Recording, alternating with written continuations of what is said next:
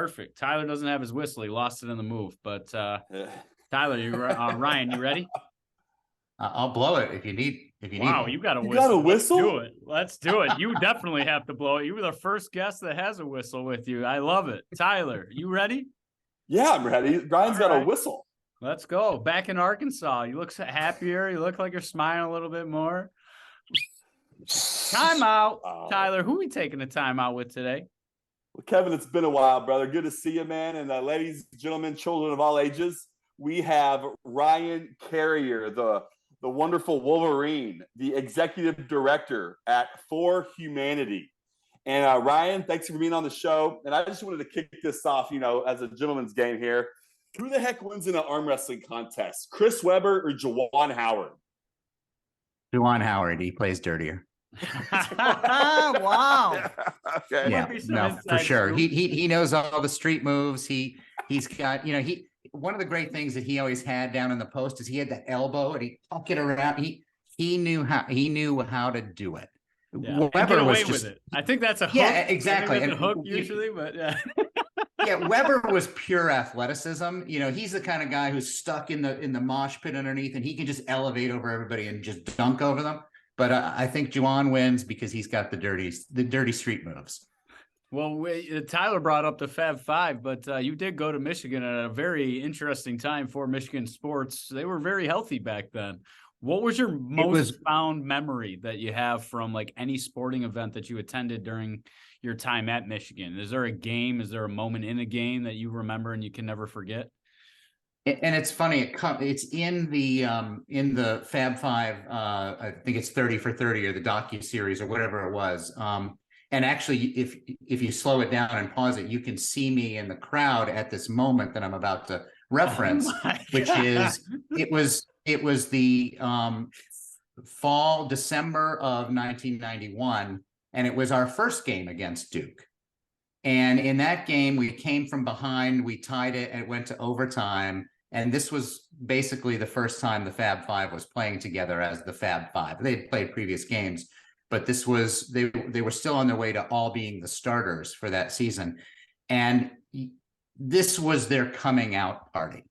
And the crowd was beside itself. I was beside myself. It was just, and the funny thing is about this, we still lost the game, but it was so exciting to see the potential of these five freshmen and come together with their team. People forget the amazing components of that team besides the Fab Five that made them a great team for really years as they moved through class. And so that was the most exciting sort of single sports moment, is their coming out party. It was unbelievable. Still gives me chills talking about it today. Did you even have a sense though at that age that you were witnessing something so special that would be talked about in movies or series like you talked about 30 for 30 would be done on that team? Like, did you feel it in that moment at all? There was no sense of the cultural impact. There was a sense of the uniqueness. That's for sure. I mean, it was too obvious that we had these five freshmen, that we had these, the quality of the class that came together in terms of McDonald's All-Americans at the time. So we had that sense of uniqueness, but we didn't have the grand sense of, kind of the big picture and their impact on basketball in general, really, and culture for that matter. That's so cool. Dude, that is awesome, man. Well, Ryan, thanks for sharing that with us. You can tell we're, I'm a 90s guy. My Hogs won it all in 94. And as soon as I saw your resume over here on LinkedIn, I said, I got to ask this guy about the 90s, man. We won in 98. Kentucky got one in 98. We had one in 98 down in San Antonio. Yeah. There you go. Well, Ryan, I see that you've been a director, a VP director, CIO, investment officer, founder of many sorts, man. Looks like you've been busy for the past while. Very successful, it looks like here. But I wanted to ask you, who was Ryan Carrier before you stepped in at Ann Arbor? Where did you get these skill sets? And can you kind of enlighten us on who you were before, the U of M was put on your chest? It's a great question. I was an upstate New York kid who had no clue about the world. I would describe myself as prude And so going to the University of Michigan, let me put the context for crude. I didn't swear. Yeah. And the group of friends that I was around, we didn't swear. We were all kids of IBMers, grew up in upstate New York, and it created this culture. There was a puritanical nature to it. Where I grew up was very safe and and it was just an amazing place to grow up. But it wasn't the real world, right? And so going to Michigan, it was actually a very meaningful change for me, because all of that safety was immediately went away, but not necessarily because it was unsafe. It was just the scope of the world opened up, different cultures, different music. I listened to very kind of normal 80s pop kind of stuff. And almost instantly I was doing things like Harry Connick and classic rock.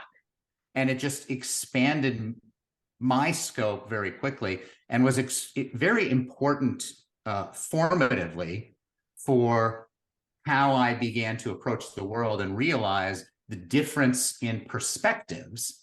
And this is only in an American lens. And then when I joined the World Bank in 1997, within my first week of joining there, I did an around the world trip.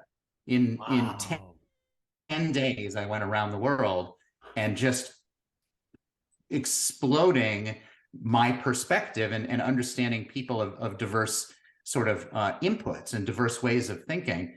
And so, having traveled, for vacation, both after college and before college, I had driven across North America twice. So I've seen a lot of this country, but I'd never left North America. And then joining the World Bank, within 4 years, I had done 55 different countries. And by 2005, I had 4.5 million air miles. Wow. And it's just an entirely different formative experience when you have the opportunity to visit many, many different places, some equally as developed, but different perspectives, and some much less developed and more poverty stricken, and the challenges that come with that. Did you, it's funny you bring this up, because I went on a family vacation going back 3 years ago now. We were talking to a Australian couple, and if anybody knows Australian, they do travel just like Canadians. They travel a lot. Actually, it's a couple of us from Canada. I take that back. And what they had shared, I was just asking, hey, general population of Canada and how many passports, and almost a large majority, I would say about 95% of their population have passports. And then I started digging into the United States. In the US, we got 330 some odd million people. And there's 25 million people with passports, give or take. So to your point, that perspective that America is the greatest company or country, excuse me, without having a different perspective, you can really start to see why you believe certain things if you never challenge your perspective. So I had a similar evolution myself. I was in public or Catholic school my whole life, and I loved how you defined it as safety. And I think safety sometimes is a privilege, because it gives us the opportunity and the space to learn. What was one of the biggest takeaways? I mean, you said you were shrewd or crude, but like, what did you realize growing up in that figurative bubble? What did you have to change personally in order to create the safe space to learn from others' perspectives and insights? I think there's a confidence. So I would almost describe what I came out of just my high school and growing up. I had a confidence, but it was a bit of a false confidence. But the confidence gave me the comfort to allow others to challenge me, or to suggest that I might not have enough perspective, or to say, wait a minute, you think this way, but we think this way, and for these reasons. If you don't have a confidence, you might not be able to take those things, right? You might recoil from them and step away, rather than say, look, I still have value as a person, even if I'm wrong, or even if I have a perspective that's very, very specific and doesn't take in the grand scheme. And so having the confidence, quite honestly, I think that's been critical in who I am today and the organization that I created in 2016 ForHumanity. That's really what we're all about, is I will confidently lead us forward in how we examine AI and these risks. But I also say to people, look, I'm putting forward some ideas. That's to get you talking. Yeah. That's to get you thinking and reacting. But then you also have to have the humility that says, those are just ideas from your perspective. Hear, listen and hear to what other people say to then craft what is best for humanity. This isn't for Ryan. This isn't for upstate New Yorkers who grew up with parents who were IBMers. This isn't North Americans, okay? This is for humanity. This is what is the perspective of people from a Brazilian favela, from rural farmers in the Midwest, from Norwegians and Swedes, from Chinese, from oppressed Russians. Like, all those people are for humanity, and we have to try to consider what we can do that's best for all people groups. And that's a big challenge. It's a huge challenge, but I love gaining the perspectives from multiple resources closest to the problem to help solve and find the solution for humanity. And I think humanity is as basic as it gets. Most organizations have challenges related to their people because they are getting away from humanity, right? And they're almost trying to turn employees into robots that just show up on time, do what they're told, and here's a task and here's how much time you have to do it, and this is my expectation as far as output goes. And it's kind of leading an interesting conversation because AI was a formidable something that we've talked about, and frankly some people use every day without even knowing that they're using it in some cases. But now it became publicly available, getting into the hands of those farmers, of me, of a Tyler, right? And really a giant science project is what I've been referring to it as, or a social experiment of sorts, because there really wasn't any rules. And when there's no rules, then people will create their own rules, and it brings inherent risk. When you saw ChatGPT first come out, what was the initial thoughts that you had? Because you had already kind of been down this path before this science became publicly available to everybody else. What were your initial thoughts and your initial reactions? Well, your characterization of a sort of giant public lab is exactly correct, and that gives me concern. Yeah, but it's also the nature of our mission. So let me just kind of say out loud what the mission is, which is to examine and analyze downside risk of AI, algorithmic, and autonomous systems. That's the scope of what we do. But we're only specifically looking at downside. This comes from my financial background, where you have to take upside risk to get any sort of benefit. We like that. We encourage that. We know risk has to be taken. So that's cool. Okay. We are only going to examine the downside risk, because once we examine and analyze that, we want to engage in risk mitigations. How do we limit these downside risks? And the theory is very, very specific, which is if we can limit the downside risk of all of these tools, then we maximize the benefit from these tools for humanity. And thus where this overly ambitious name came from. If you want to think of what for humanity is, we're not for machines. We're not opposed to machines. We take technology where it is, but we want to ensure that humanity maximizes its benefit and its well-being vis-a-vis these tools, and not that they take over what humans are. Yeah. So in starting this this nonprofit public charity in 2016, that was the mission. But I'll be very candid with you. There was no plan and there was no funding. It was simply this mission statement and this what can I do about it? And it was just me at the time. Wow. I had just completed a 25-year finance career. One of the reasons that I had that time is I ran a hedge fund for 8 years. Wow. But it was something that I survived but didn't thrive at. Yeah. And the reason I share that openly with people is for two reasons. Number one, I sit on a chair and not stacks of cash. Okay. When you survive a hedge fund, you didn't thrive. But also when you survive a hedge fund, it means you have to close it. And closing it is a duty that I had to engage in, but it's not a full-time job. So here I am closing this. I've got time on my hands. I now have 2 boys who are 4 and 6 years old. And I built AI to help manage money in this hedge fund. So I had great familiarity with AI in 2016. And here's what happened. With that time on my hand, I kind of looked at that trajectory that we were headed on, that path. And if you remember back, we were having problems with Facebook and Cambridge Analytica. and the elections and how they were being influenced, social media's impact on the world. So I kind of looked at that trajectory headed out in the future for my boys. And I don't mind sharing with you and the audience, I got scared.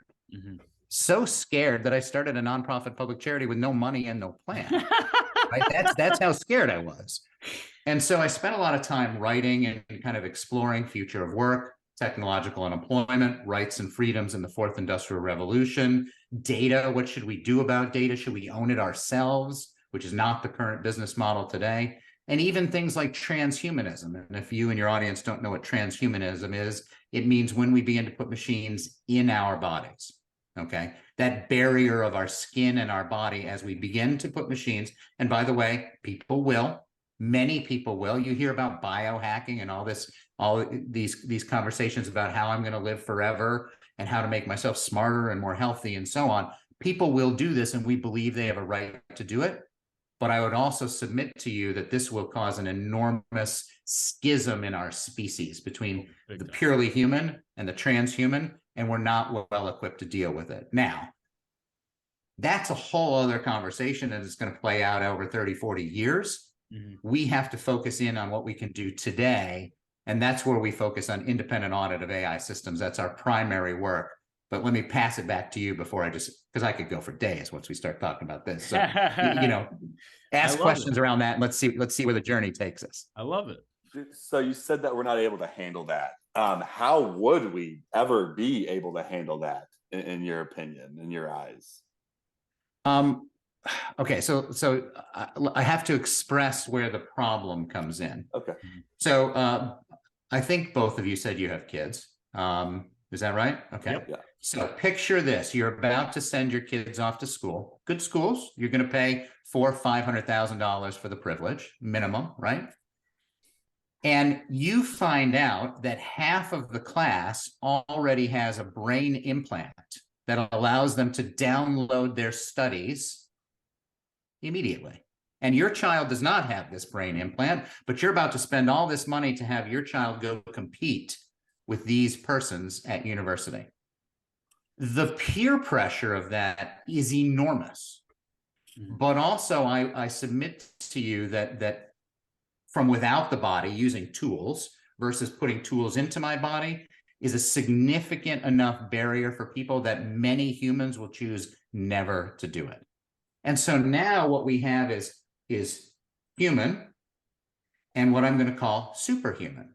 Now, you might not fully appreciate what superhuman is, but let me tell you about something that's already happening today.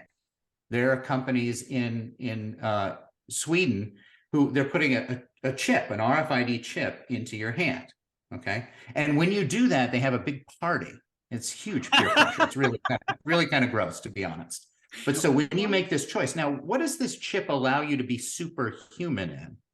It allows you to be superhuman in never forgetting your keys or always remembering your wallet because it's right there, right?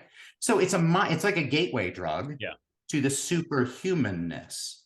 And I'll give you a different example. Professor Hugh Hare, who is an MIT roboticist, he also is a mountain climber, climbed Mount Washington, got stuck, lost both of his legs below his knees. Through funding and grants and the work he does in robotics and cybernetics, he replaced his legs from the knees down, fully controlled by his brain, fully wired in and true cybernetics. So Hugh Hare, and by the way, anything that we do that takes someone who's subhuman, and I don't mean that negatively about them, right? They have less than human attribute in some way. It could be eyesight, could be legs, mobility, whatever it is. Anytime we can bring that person back to a human level, that's a miracle. We want to celebrate that. Yeah. Here's the problem. Hugh Hare will stand in front of audiences and he'll basically say things like, and I hope you have the chance to have cybernetic legs yourself. Why? Because his legs are superhuman. Yeah. Elon Musk working on brain implants and computer brain interfaces. That is superhumanness and maybe downloading things or remembering things. Okay. So we begin to basically make superhumans and just humans. Now, if you're an employer, who do you employ? Superhumans. to employ superhumans every time, Yeah. right? Because all you care about is profitability. You want productivity from your employees. So now we have this divide, and it's irreconcilable. And so how do we support the well-being of the minority, or it could be a majority, but they're basically an oppressed group because they are only human, and suddenly that's a shortcoming. Yeah, you can see where the competitive nature of the human species is like, I want more toys, I want more toys, I want more toys in my body, and they're becoming super, super, super, super, and more superhuman. And how they deal with this, they're not going to care or take care of or support the well-being of the normal human. They're going to say, you should be transhuman. Yeah. So that's when I say that I don't think we're well equipped to handle it. I think the nature of our species and the ability to have this choice creates a divide. It's the first time in history that we will have the ability through wealth and choice to oppress. And of course, we had slavery and other issues like that. Yeah. Okay, I'm not minimizing those kind of issues, but this is through the choice. You didn't choose to be Black; you were born Black, right? Yeah. Now you're choosing to be transhuman or not, and thus creating this oppressed minority. Got it. We're not well equipped. equipped. Continue to regret the haves and the have-nots who can afford these different implants, but I see it very similarly to some of the barriers that we're seeing in these marginalized communities, where a barrier is getting to work, having a car, having a vehicle. Correct. Like, these are Internet privileges access, that we don't even realize. Ryan, I have to ask you though. I mean, you talked about the future of work. That's my everyday job, right? Talking about the future, workforce planning, buying, renting, growing, embodying talent. We're kind of seeing a massive need, right? We're seeing this evolutionary shift. You've mentioned the fourth industrial revolution, where it's more transitioning to that true knowledge-based, skills-based environments. But we also have a people problem. 70% of child labor in the United States is up since 2018. We see that there's 2 jobs for every available candidate today. And it's a numbers problem that is shared across all industries. Everybody's hiring right now. So I see the opportunity to leverage a tool to potentially reduce the amount of people required to do certain positions and certain work. The opportunity also holds itself because a majority of why people don't feel like they have purpose or passion for their positions is a majority of their time is spent on administrative, tactical work. Where is that comfortable medium, right? You say we only really look at the downside of it. I do see some upside potential, especially with the mental health crisis that we have going on, the human connection crisis. Social isolation is like smoking 16 cigarettes a day. There are some warning signs on the human side already.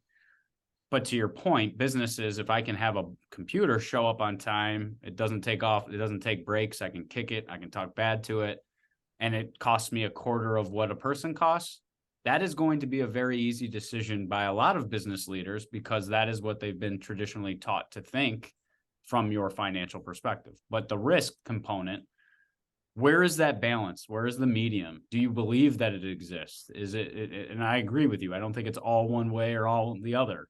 But what, in your best estimation, from what you know and what you do professionally now, where is that balance? Where is that line? How can we use this to really improve the lives of individuals, while at the same time really helping businesses continue to thrive in the new normal? I don't think we know where the line is, and I don't think anyone knows. And I think the nature of markets is that we're going to oscillate around it. So here's what I mean by that. We're going to overshoot the right amount of humans in the workforce. And today we have maybe,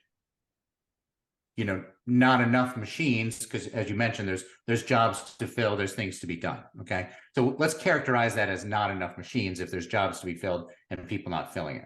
Mm-hmm. We're going to scream past that, where we're going to automate too many things. Yeah. And the reason I say that is I'm a 51-year-old unabashed capitalist. Okay. And capitalism dictates exactly what you said, which is machines taking over all of these components where they can are more efficient, more profitable. So companies are right now, they are only incentivized one way, which is to eventually replace humans with machines everywhere they can. Now, let me comment on that as well.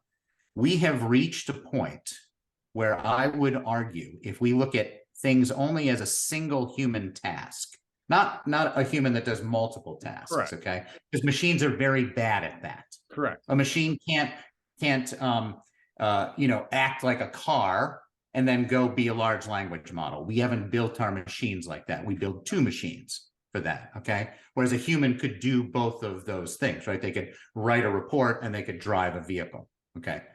But in the context of a single human task, we've probably reached the place now where the vast majority of single human tasks can be replaced by a machine.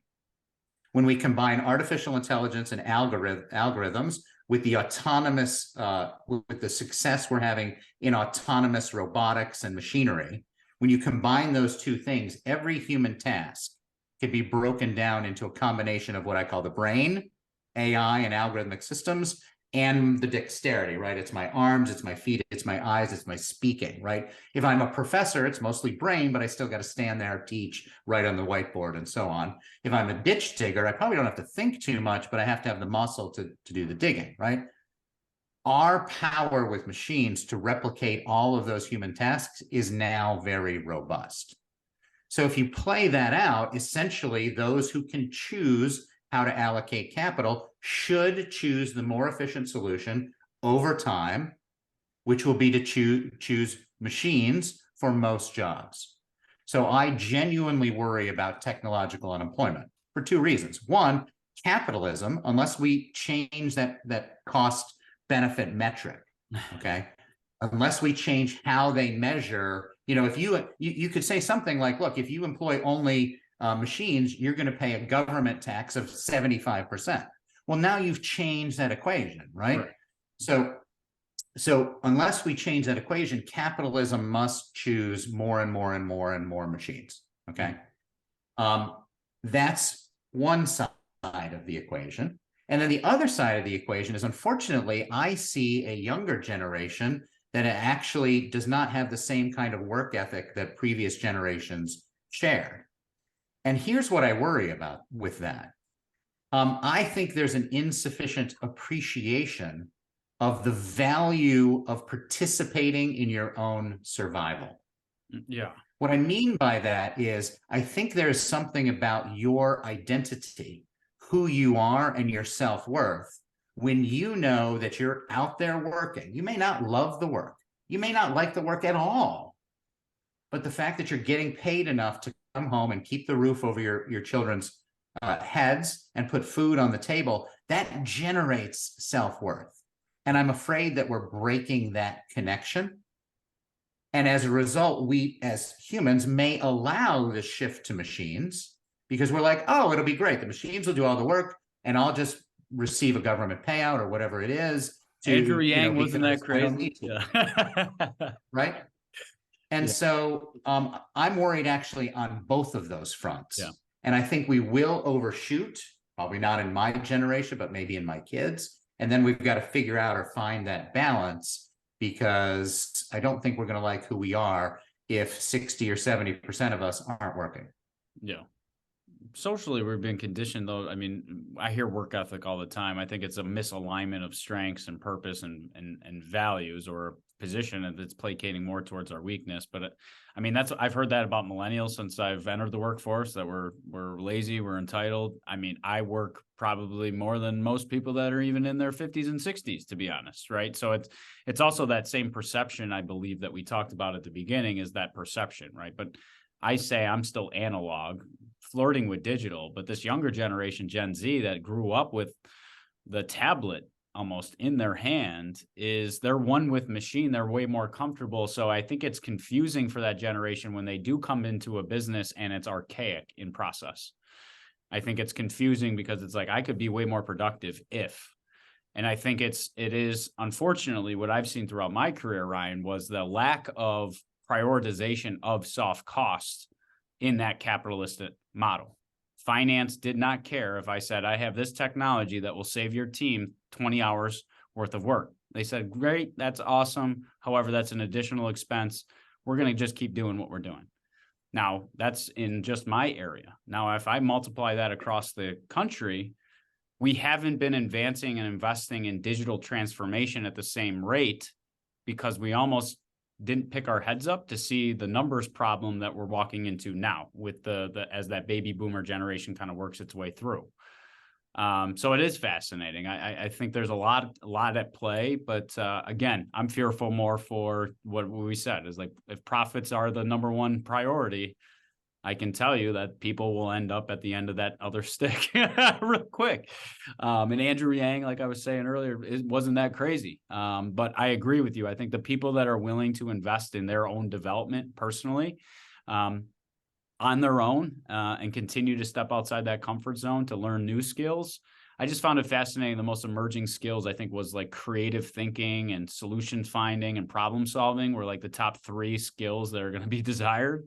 I think we're already seeing where those other tasks or other skills that were previously required for those repetitive duties aren't going to be as needed, but other things will be needed as we continue to evolve. Right. I could do this all day.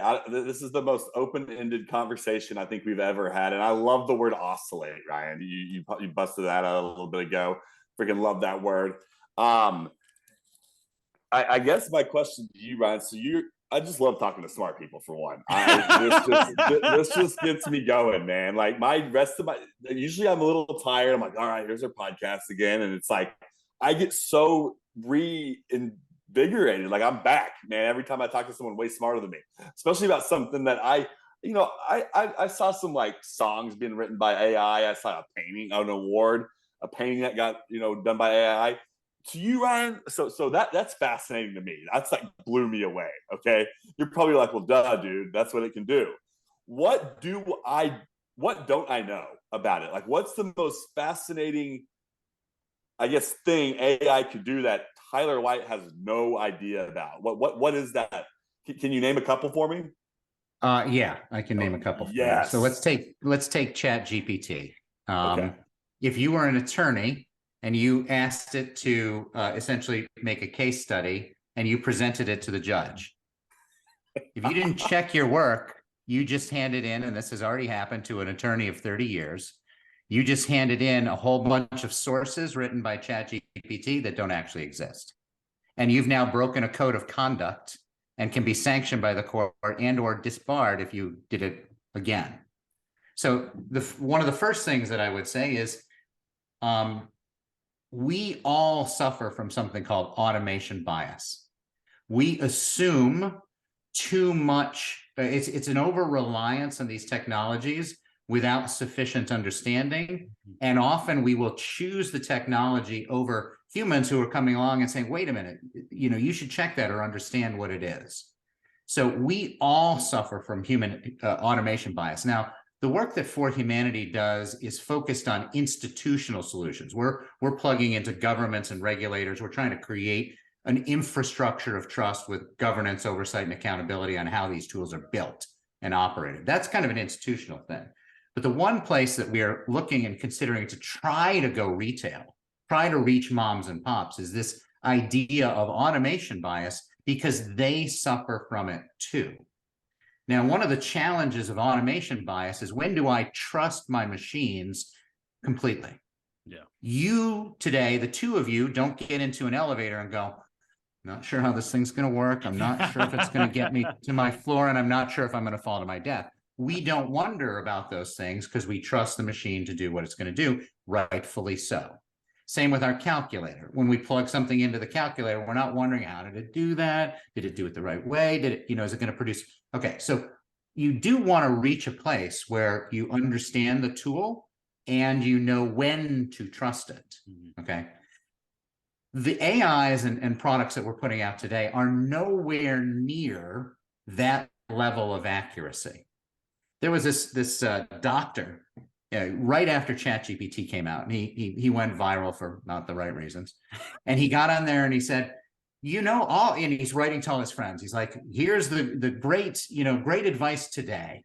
When you need to file a claim with the insurer for things that they're not covering in terms of diagnostics, here's this new tool, ChatGPT, and it will write the letter for you to the insurance company. And he gets on there and he shows people how he writes the letter, and he basically gets ready to fire it off. And again, all the sources in it were non-existent, and he totally embarrassed himself, right? So knowing that these tools are far from perfect is key and critical, because you need to know how and when to use them, but also what kind of human oversight, human interaction to put it with, or to improve your own process in using the system with what we would call prompt engineering, and multiple prompts until we get something that we know that works, and now we're ready to make it effective. So that's one thing that you want to think about. But here's another one. All of these tools, every AI that's out there today, is all built on historical data. Yeah. Therefore, the conclusions it reaches about you basically says you are your history. Yeah. Think of your Netflix. When you get on your Netflix, it shows you, here's some movies we're going to suggest because of what you've watched before. Yeah. Guess what? You're in a different mood today, or worse. This thing judges you on who you were in your past. And I was a bad person in my past. But you know what? Today, I changed.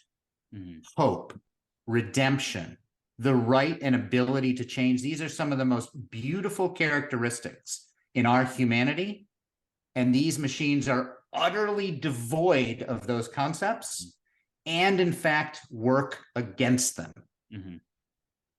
So when you want to talk about being for humanity, these are key and critical concepts embedded in the tools that we use that do not celebrate humanity, our humanness, and also a full and holistic picture of each next decision, each next choice, because they are incapable of doing so. And having that understanding is key and critical as we use these tools. Kevin, it kind of gets back to something you said, which is we need to know what the tool's good at.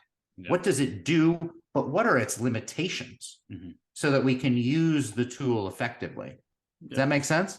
It does, because I mean, I think of a new board game that I play with somebody. I need to know the rules. If I'm playing against somebody that knows the rules and I don't, and they win, I'm dejected, right? I reject to accept that truth that you won. It was because you knew the rules and I didn't. And it seems like you're touching on that output obsession that most organizations, most individuals, most businesses today are focused on, outputs. I have seen time and time again their inability to clearly identify, whether you call them key performance indicators, KPIs, whatever term, I call those just inputs, drive those necessary outputs. And it seems like in that output obsession that we have, that I will trust everything that comes out of this system, because all I'm actually after is the output itself. Doesn't matter if it's accurate, doesn't matter if it's right. It's just the output, it's the task, it's done. Is there a reverse opportunity, right? Because I totally get machine lacks emotion. Emotion is that social fabric connection that weaves us all together. I think it's something that we pushed away from in the business world, and we saw people start to, or definitely divided, your old IBMers. They really didn't talk about their professional and personal lives succinctly together. You almost severance, like HBO, you separated the two, and your brain was able to separate work and home. It was almost that conditioning, right? that we all experienced. For machines, and we talk about unconscious bias, we talk about the challenges with diversity, equity, inclusion, and the sense of belonging, and we see that performance is really more of an emotional state within a lot of businesses, as well as promotional opportunities. It's not always going to the best, highest performers. It's going to the people that have built social relationships sometimes and are the yes people. Is there an opportunity to remove some of the humanistic traits, to reduce those biases, and to actually work towards solutions to leverage machines' ability to not factor emotion into decision-making?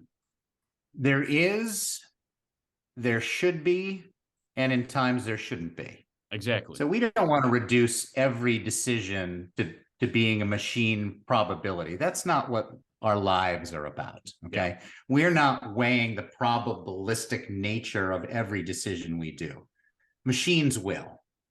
So there's certain aspects of our lives that shouldn't be governed by machines. And I'll give you an example of a funny technology that it was created to kind of point this out.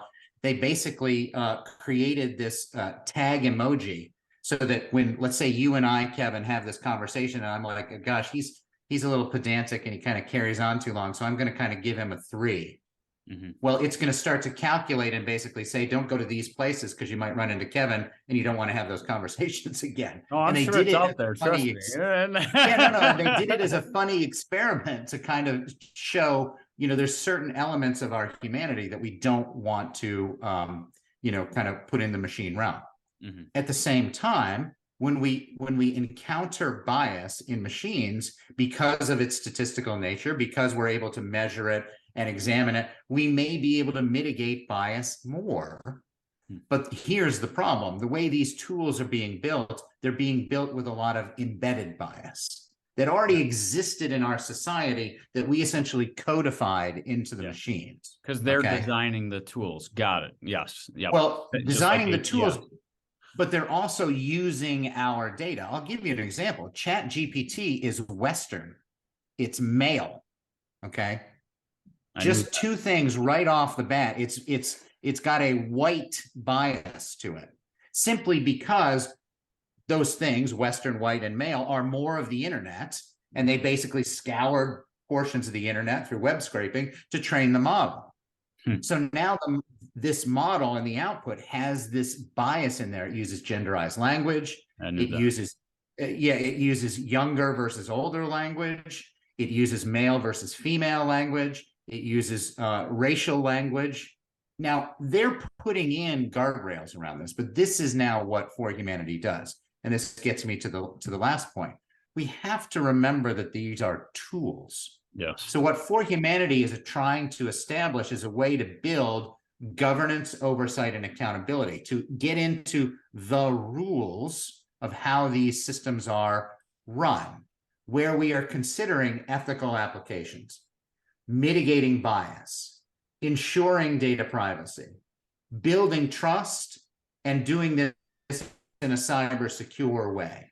So those are the 5 core risks that ForHumanity aims to mitigate. And we write very specific implementable rules on how to do all this that essentially brings the human into control and governance and oversight of these tools, ensuring that they're more ethical. Ensuring that we mitigate as much. Now, when we talk about bias, we never talk about eliminating bias. It's a statistical impossibility. Mathematically, you cannot get rid of bias. But we want to have an intent to regularly mitigate bias and ensure fairer and fairer outcomes for people, right? But what we want to do is create procedures. Some of these procedures are done by machines. Some of these procedures are done by humans. And it's in a place where it's the right entity to do each of these 2 things, knowing our roles in the equation. And you're just ahead of the government, because I'm sure, like anything, the government kind of lags behind. You mentioned social media for your children growing up. They went unregulated for how long? And then people started to realize what data they were collecting, how much data, and what they knew about you.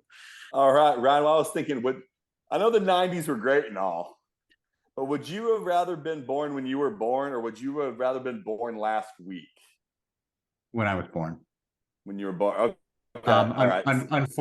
Unfortunately, from a human well-being perspective, I actually think we've peaked. I think there will be plenty of people who will thrive in the coming years, decades, but I think that group will shrink. And I think we're going to find that the average well-being, and this is hard to measure, it's purely an opinion, but I think the average well-being of humanity is actually going to decrease, partly because of this disparity, this inequality and wealth, but I think it's also going to become knowledge. See, we've done something that's really dangerous. What we've done is we entered the age of information. So over the last 20 to 30 years, we've built and made it so basically all information is accessible. And that's amazing. Okay. But now what we're doing with large language models like ChatGPT is we're taking the pool of information and we're growing it exponentially. So we're going to take information, but we're going to flood in lots more information. And with lots more information comes misinformation and disinformation. And here's the problem. Information is not the end game. Knowledge is better than information, and wisdom is better than knowledge. Knowledge basically says I can take your information and I can turn it into something effective. I can turn it into something useful. That's knowledge. The problem with knowledge is knowledge isn't considerate enough of its whole environment. So I might make some good choices, but I had these really huge negative impacts over here that weren't even part of my equation. Wisdom takes knowledge and examines it in terms of total well-being, okay? But here's the problem. Getting to knowledge and wisdom means you have to uncover or sift through information. And as we increase information, including misinformation and disinformation, it becomes harder to identify knowledge and wisdom. And in doing that, we are basically separating less and less people who are going to be able to do knowledge and wisdom. And those will be the haves, and we will increase the have-nots. And that gives me concern. Yeah. Gives me concern for my boys. Yeah. Well, same here. Dad of a 2-year-old, and Tyler's got a daughter of what? How old is she now, Ty? 6 months, 5 days. Yeah. Excellent. Well, I like the precision. Yes, exactly. But I just want to say thank you, Ryan. My pleasure. It's been fun to be here. You made it very easy for me. I appreciate that very much, and happy to come back if you want to, get more precise in a particular category. Yeah.